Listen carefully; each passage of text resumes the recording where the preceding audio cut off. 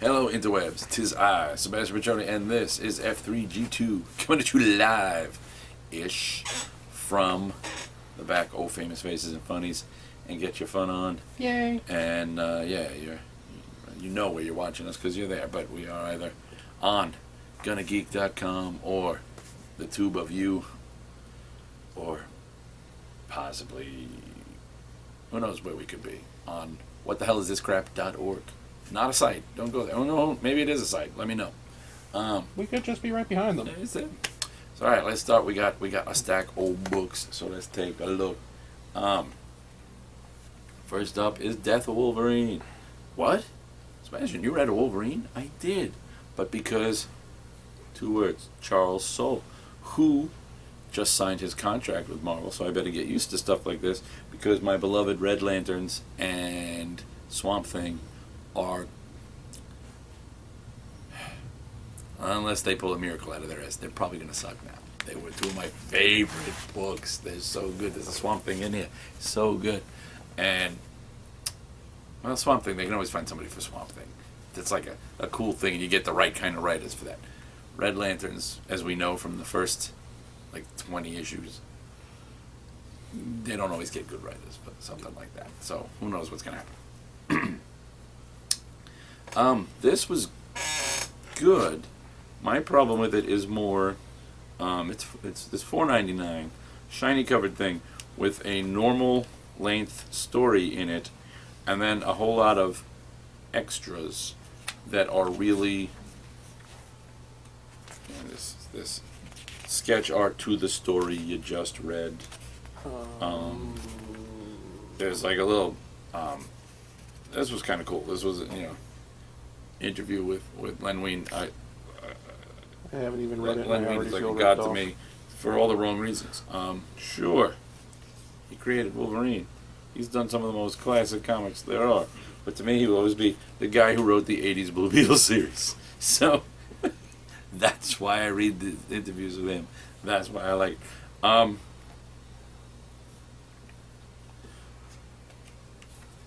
This is good. It's Charles Soule on Wolverine. You get some great little moments in there with him trying to find, hey Reed, can you find a solution? I've spoken to everybody else. Here you go. Really, the only flaw in this, aside from, like I said, the format, and it's really a normal comic with a bunch of meh extras tacked in. But the real thing is the whole Death of Wolverine. Beyond this, and in the every other comic, it's like a self-fulfilling prophecy. Wolverine's lost his powers before, and it's never been that big a deal. Now he's lost his powers, and suddenly he's just like, I've lost my powers. People are going to come after me. They're going to, and it's exactly what happens. But it's like you're surrounded by you're an X-Men and an Avenger. I got to go it alone. I got to Okay, we've got the whole lone thing, but you haven't been a loner Wolverine for the past 30 years of continuity. In the past 10 years of continuity, you have been on every fucking team there is. You are an X-Men, you are an Avenger, you are on 2 teams of X-Men, you are on 2 teams of Avengers, you are on X-Force. There's no reason to be, okay, I'm by myself. This, who's going to come after you? They can take out, I've got 40 billion mutants, the Avengers, I'm friends with Wolverine, with Spider-Man, Daredevil, a handful of others, and oh, by the way, we have a Hulk. Really, what was going to happen? Really, I think I'm just bitter. It's a good story, But ultimately, it's the death of Wolverine. We freaked out when Spider-Man got the superior treatment, and we knew that wasn't going to be permanent. We knew. There's no way on this earth that Marvel is going to leave Wolverine dead. So I just think that at this point, since we all are going in knowing that you should, okay, quit all the extra trappings or whatever. Just give us the story. It's a Charles Soule story. We know it's going to be good. Let us have that, and quit tacking on the ooh-la-las, because we know that they're, we know we're a year away, maybe 2 at most, from, the return of Wolverine. What I would like to see is him to be replaced by Kid Wolverine, Cyborg Wolverine, Oh, God. Black Wolverine in adamantium armor with a hammer with claws. And yes, wait for it, since he's not from Krypton, the Canadian. Yes, we can't have the Kryptonian. We need the Canadian. I think that'd be awesome. I'd read the hell out of that. Somebody get on that. So wrong. Batman Eternal was good. It's continuing to be good. We've got the secret revealed. The big bad guy is Hush, which, if you're a Hush fan, is kind of cool. If you're not a Hush fan, is kind of irrelevant. I fall on that original Hush story was cool, but he's not, when I think Batman villains, name your top 10 Batman villains. Hush doesn't come up. When I think, name Batman villains, Hush is always one. Someone surprises me when they go, oh, Hush. I'm like, oh yeah, I forgot about him. Because in my head, he was a nice little gimmick for one really cool story. Then they've used him not to that potential a couple times since then. And now he's, the big bad. The irony being, what makes him such a big bad is he knows who Batman is. But every issue of Batman in the past, 10 years, someone, especially since the New 52s, what are we, 3 years now, New 52, 4 years, New 52, every issue someone else finds out. Someone finds out in this issue. So really, that's not I know Batman. There's 8 people who don't in all of Gotham. Ironically, they're his major villains, but everyone else knows it's not that big a thing. But there was a bit that I did get. I don't know if it's because you've got the 4 writers on it. Maybe it was 2 different writers writing 2 different pages. Maybe Batman slipping and just caught up in a moment. Maybe someone forgot. Maybe it's an editorial glitch. But Alfred, suffering from the injection he got last issue, is out of the picture. Batman calls home and finds Alfred's daughter in the cave. Realizing Penny 1 isn't there, he begins to call her Penny 2 for one panel. Later, he refers to her as Penny 1 again. Did he just forget in the moment? Was it a different writer on that page than on the other page? I don't know what happened, but it was a tiny little thing that was, for some reason, just that little pebble in the road that was just enough to make my wheel go and send me flying out of my suspended disbelief. Futures End, number 18. Superman's a dick. He's basically just left the world. I could still do good. I'm gonna farm deserts. And Constantine's biggest. Constantine shows up and look, some serious bad is coming. Superman's like, nah, I don't do that anymore. Send the new Superman in. He's like, whole village got killed because that death is looking for you. It knows you're in Africa, and it killed an entire village trying to find you. I don't do that kind of thing anymore. I help the way I do. And Constantine, he makes fun of Constantine for drinking, and Constantine's like, yeah, this is the way I get by. Sorry it's not as noble as yours. Here's to turning our backs on the world. And Superman's like, but then takes all the way to the end of the issue for Constantine to think, well, I haven't been able to talk. Oh, by the way, the bad guy that's coming, he calls himself Brainiac. And Superman's like, who's what to who? And now suddenly his interest is piqued. Then it cut to the other stories, most of which I don't see. I don't care about 50 Sue's story. I like the little Arrow bit mostly because it ties in with, let me adjust the way I was going to review these. Let me pull one out a little further down. Ties in with information we find in Green Arrow, Futures End Green Arrow number 1, in which Ollie's not dead. Ollie has joined with the Outsiders and is getting ready to lead an attack on Cadmus Island to free the Earth 2 heroes. And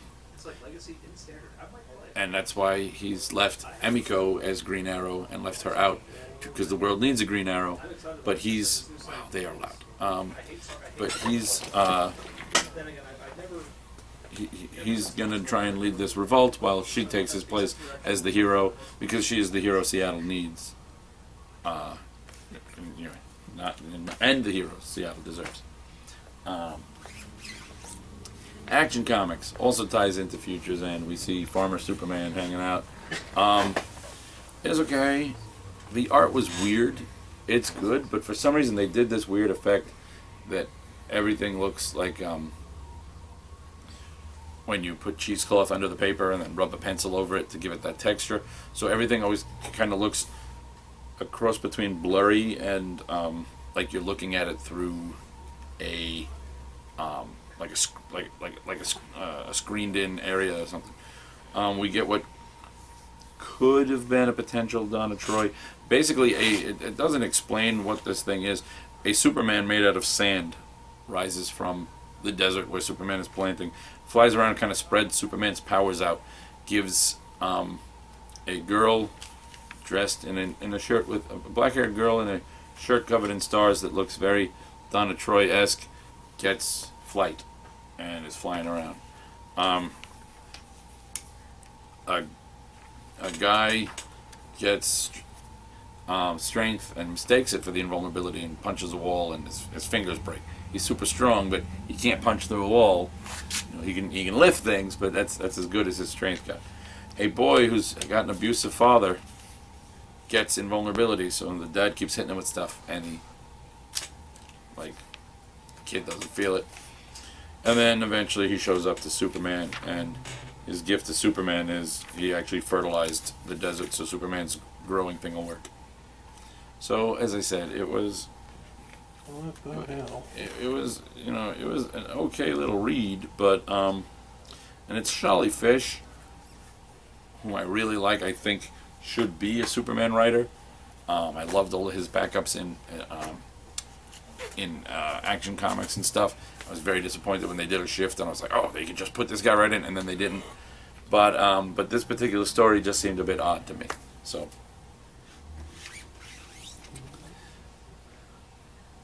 Detective Comics was cool but cruel. It's Batman and the Riddler, only there's a twist at the end that was a really good twist, but at the same time it was a little dark even for Batman. It's Brian Bucalato is the writer, but basically he sets the Riddler up to be beaten and killed by an island full of prisoners and Calendar Man. Which seems tad extreme even for a Dark Knight. Swamp Thing, Future's End Swamp Thing #1 was so good.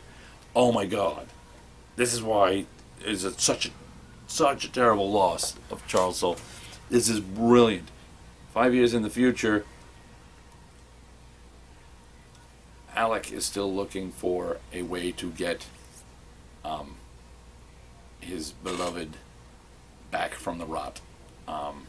He wants Abigail back, and he comes up with a great way. He speaks to the avatars of the mold and spores, the gray. He speaks to the newly found avatars of metal. He speaks to the avatars of the red, and they discover that between plants, spores, molds, metals, and animals, they can do everything that is the rot's job. So they're going to just get rid of the rot, and there will be no more rot. Decomposition and disposal of dead tissue can be done through, all the other forms, and they're going to keep each other in balance so that no one becomes too bad. And it's brilliant. It's brilliant. And it's got Jesus Saez on art, and I love Jesus Saez. So that's so good. Aquaman, I read mostly because the story ties into, Dan Jurgens wrote it, and the story ties into the upcoming Future's End Aquaman and The Outsiders, which I do read. And some of The Outsiders are in here. Not my boy, so I'm nervous as to his fate 5 years later. But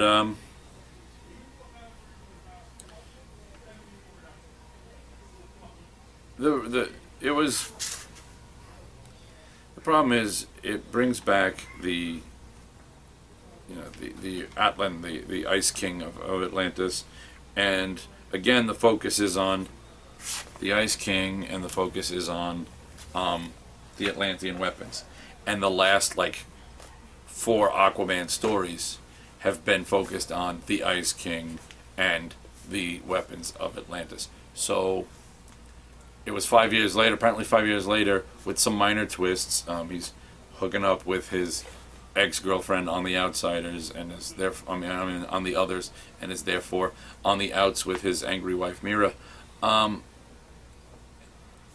than that, it's the same. You know, we've apparently 5 years later, Aquaman's still doing the same thing, fighting that Ice King, and fighting people who want the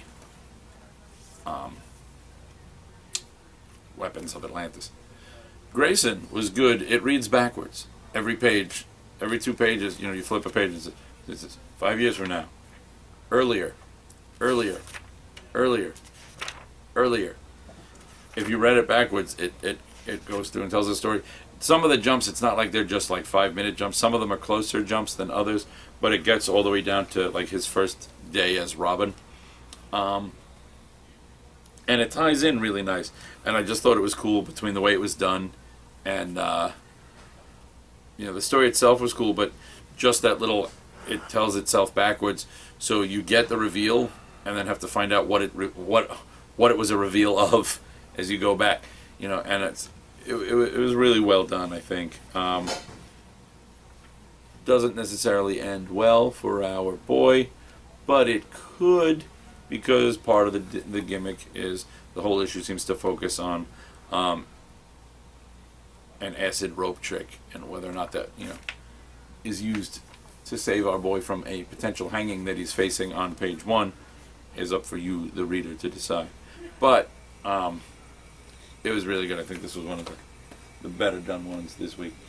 Earth 2, mostly focused on 2 Terry Sloans and the current Mr. Fantastic, Michael Holt. Michael Holt gets to be, Mr. Fantastic gets to be more of a genius and less of a dick in this than he is in the regular Futures End series. So that's pretty good. And Mr. Terrific? yeah. You said fantastic. Oh, Mr. Terrific, yeah.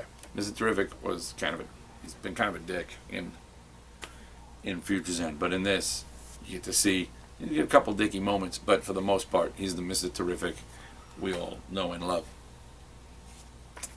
Justice League, so good. How to deal with the Lex Luthor problem, how to deal with they're dealing with multiple problems. Lex and his wanting on the team and knowing who Bruce is. The New 52 Doom Patrol, and the brand new Power Ring, who ultimately gets calmed down by the least calming force in the entire DC universe, Batman. Who knew? And there is a moment, I believe it's in this, there is a moment that touches back to the Forever Evil story. She uses her ring at one point, and her ring feeds off of her fear, as opposed to, whereas Hal's ring, you have to control your fear with willpower. Hers feeds off of her fear, it scares the crap out of her, and then is able to do things. So it does this moment where the ring kicks in, and you just see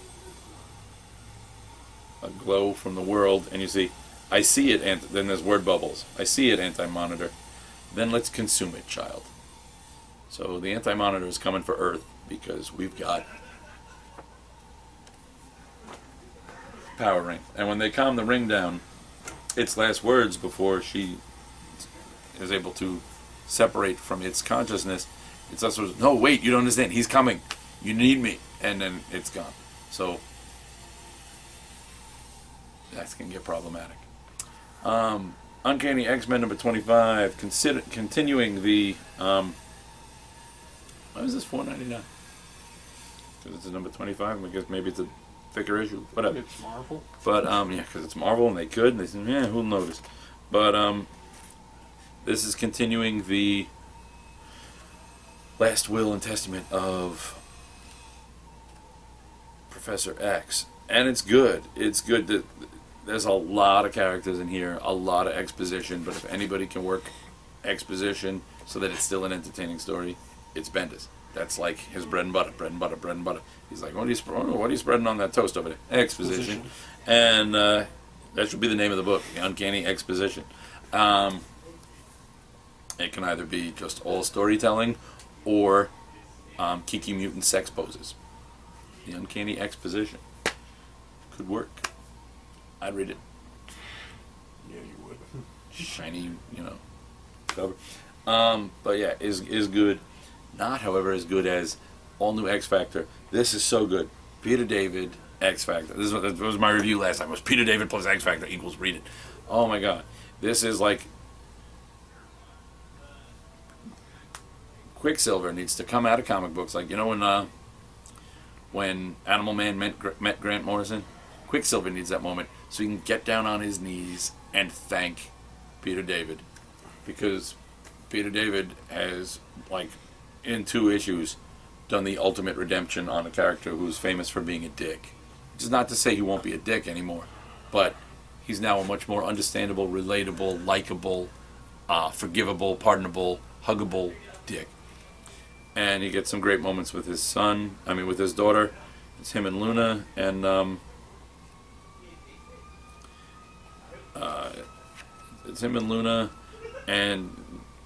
they're dealing a lot with because Luna came, the Inhumans are looking for her. So Gorgon shows up, and things get into. There's the weirdest conversation between Warlock, who is still working on personal pronouns, because Danger pointed out, why do you say self? And he's like, it is difficult for me to not speak like this. So he's got to focus. So he's got this kind of stammering conversation. He's already awkward because he's kind of trying to ask Danger out, and Danger's like, he asks her, he's like, if you'd be interested in socializing with me. And she's like, aren't we doing that? And he's like, no, I mean more. She's like, you mean dating? Yes. Social engagements? Yes. Sexual intercourse? Yes. Wait, what? And then there's this whole bit where she's explaining when you like, and it's too much too soon for Warlock, who's clearly got some social anxiety.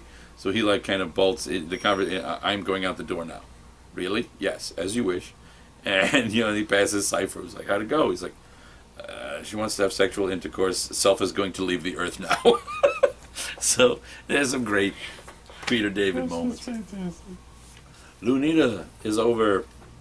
They solve the case, find the mermaid, and punish those who have been torturing mermaids to get their tears and sell them as drugs. Really good little. I'm not even sure how to describe it. Comic? Yeah, well, I'm not even sure. I can't think of a category to put it in. The art inside was different this time, but it was still good. I love these covers. It's just been a great book, so lots of fun. Spidey $20.99.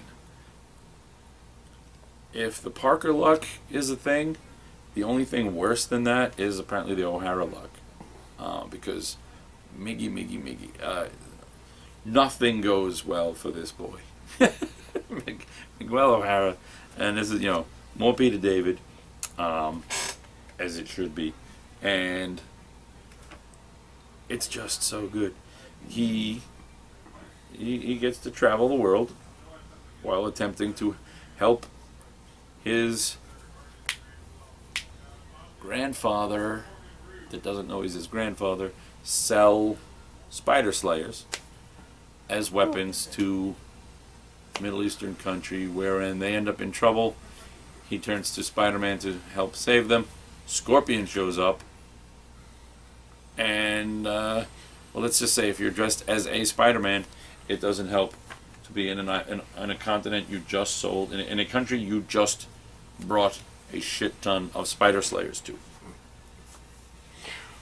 The Woods. I'm gonna go out of order here. Pull out one of the trades from down here. Woods number 5, and let's see, the trade collects. Should be 1 through 4. Is it 1 through 4? Do we have the whole story right here in my hand? Volume 1, the arrow. Originally as the Woods 1 through 4. Yeah, here's the entire Woods storyline. $9.99 for 1 through 4, and $3.99 for part 5. Boom, you can have it all. So good. Lost in Space meets a co-ed Lord of the Flies meets the partial concepts from Green Lantern Mosaic meets Event Horizon. It's complicated. It's good. That's a Read lot of this. stew ingredients. It is, yeah. That's a hearty stew. You won't need any bread with that. She-Hulk. Charles Soule on Marvel again, because Marvel stole DC's soul by signing the contract. See what I did there? Really? I did that. I went there. Marvel stole DC's soul. So good. Someone is bringing up Captain America on a wrongful death suit. Jen is going to testify. She calls Matt Murdock for some advice. Or Jen's not going to testify. She's going to defend. She's going to defend Cap. She calls Matt Murdock for some advice. Matt Murdock, like, I gotta go, and hangs up. She says she's ready for every surprise. We've all seen the surprise coming. She walks into the courtroom. Prosecutor. Yeah, well, he's not really a prosecutor, but the attorney for the opposition, Matt Murdock. Daredevil versus She-Hulk, in the one arena where Daredevil could possibly have the upper hand in a fight versus She-Hulk.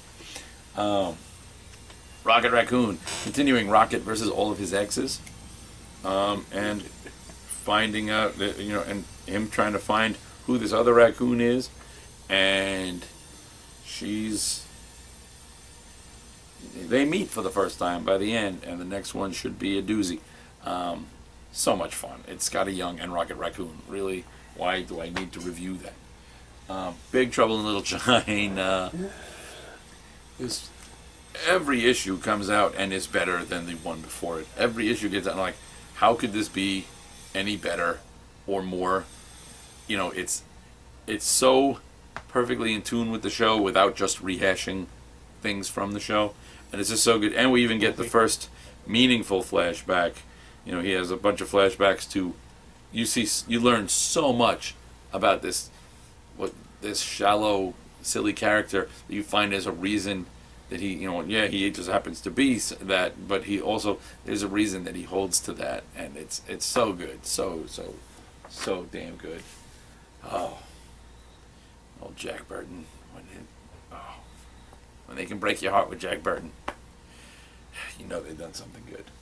All new dupe, lots of dupes, little dupes that go in people's ears. Mama Dupe versus Wolverine. Kitty Pryde dupe smooch. Apparently, dupe kisses taste like spicy peanut butter. I can live with that as things go. It's not the worst thing in the world. Wraps it all up and leads us right to the point where Kitty leaves the Jean Grey School X-Men to go join the Cyclops over at Weapon X School X-Men. Turok, number 7. So damn good. You wouldn't think you could have this much kind of political drama in a story about Mongols versus Native Americans versus British people with dinosaurs. But you can. And it's trying to get away. Well, it's Greg Pak, so it's some of Greg Pak's best stuff. And Takashi Miyazawa's artwork, cute, but perfect. It fits the darker moments, but it's got that kind of cutesy manga feel, but it pulls it out, and pulls it off where it needs to. Ex-Con, I wasn't sure what this was going to be, but it was really, really good. We have it's Dwayne Straczynski, who I loved on various other titles, so I was very happy to see something by him. The concept is a guy, he can see auras. He kind of sees colors, and they let him know when someone's lying, when someone's horny, when someone's angry, when someone's greedy. And he relies on that until he gets set up and is arrested. and somewhere along the line in jail, he loses it. He sees kind of blurred colors now on people. He can't rely on his gift. He gets out of prison under the protection of a man in prison that they refer to as the Pope. And the Pope's like, I'll get you through your 5 years, but you're going to owe me when you get out. And he gets out, and then the Pope calls in that favor, which is basically he's got to hunt down some arsonists. And it's kind of noir.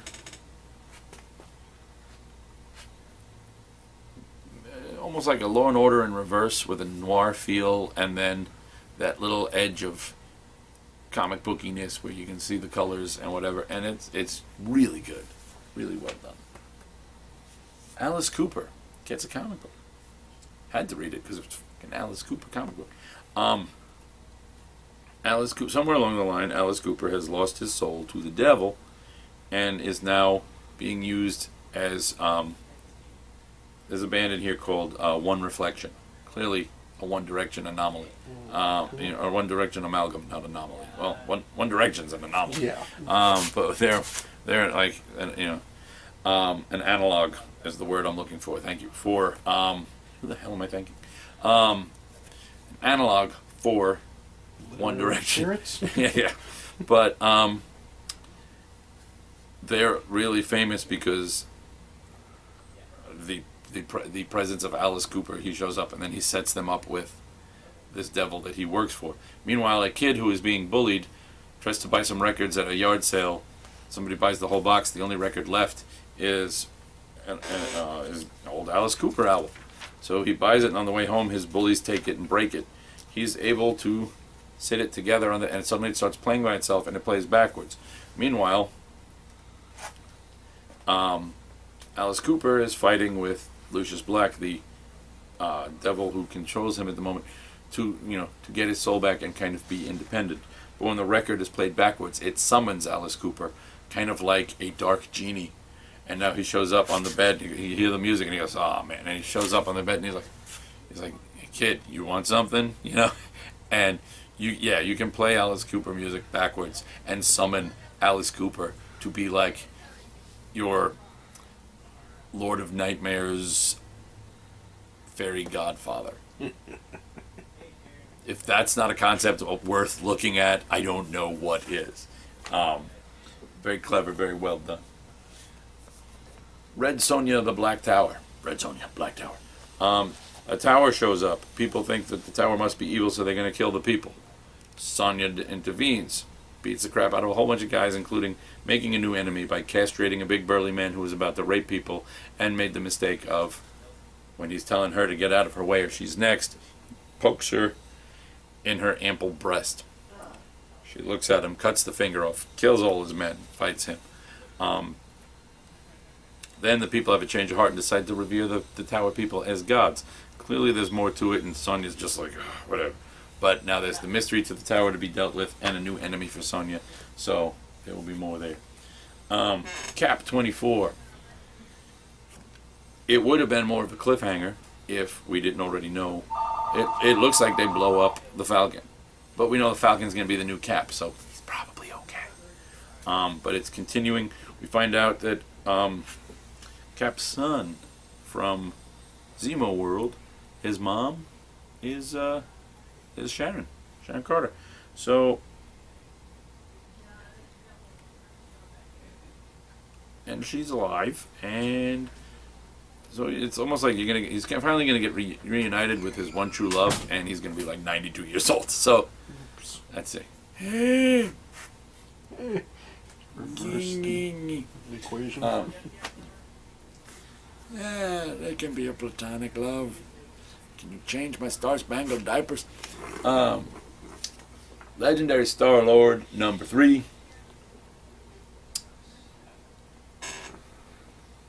He has to break out of jail.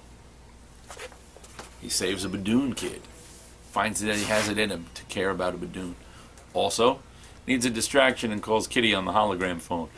Kitty has nothing scary, so she says, well, I have my Halloween costume from last year. So there is, in fact, a panel in here of Kitty Pryde, holographic Kitty Pryde, dressed like a banana, chanting, Ooga chaka, ooga chaka, ooga ooga ooga chaka. And then later getting made fun of by Star-Lord for going, really, ooga chaka? And he's like, oh, come on. I was trying to be... It worked, didn't it? So you get the softer side of Star-Lord and some silly kid pride and a sentient spaceship that likes to sing along with the Aquabats. So, really, I don't think I have a description for this. It's my kind of thing. It's up to the rest of you to decide where you stand. Original sin number 8 of 8. It's over. The final fate of Nick Fury. Spoiler in 3, 2, 1. He dies. But his punishment is he's now the unseen. Someone's got to watch. No one can see him. He's kind of a cross between the Watcher and the ghost of Jacob Marley, all covered in chains, watching with his one good Nick Fury eye and seeing and observing everything. So that's kind of cool. Meanwhile, most people don't know most of what happened here. They don't reveal all of it to Cap and the others.